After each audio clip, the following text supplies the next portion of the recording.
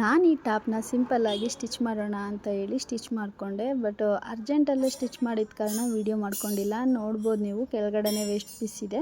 ನಾನು ಫಂಕ್ಷನ್ಗೆ ಹೋಗ್ಬೇಕಿದ್ರೆ ಸ್ಟಿಚ್ ಮಾಡ್ಕೊಂಡು ವೇರ್ ಮಾಡಿದ್ದು. ಬಟ್ ವೇರ್ ಮಾಡಿದಾಗ ತುಂಬ ಅಂದರೆ ತುಂಬ ಚೆನ್ನಾಗಿ ಕಾಣಿಸ್ತಾಯಿತ್ತು. ಅದಕ್ಕೋಸ್ಕರ ಇದೊಂದು ಚಿಕ್ಕದು ಪಿಕ್ ಹಾಕಿದ್ದೀನಿ.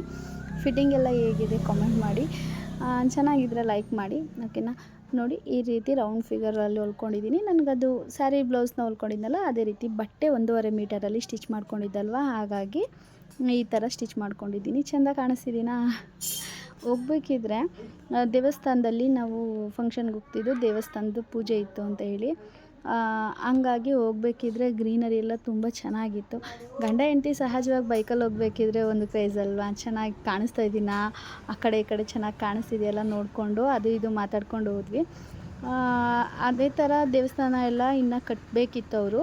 ಹಾಗಾಗಿ ಕಟ್ಟಬೇಕಲ್ಲ ಅಂತ ಹೇಳಿ ಚಿಕ್ಕ ಗುಡೀಲಿ ಪೂಜೆ ಮಾಡ್ತಿದ್ದಾರೆ. ಹೊಂಗೆ ಲಕ್ಷ್ಮೀ ದೇವಸ್ಥಾನ. ಯಾರಿಗೆಲ್ಲ ಗೊತ್ತು ಕಮೆಂಟ್ ಮಾಡಿ, ಓಕೆನಾ.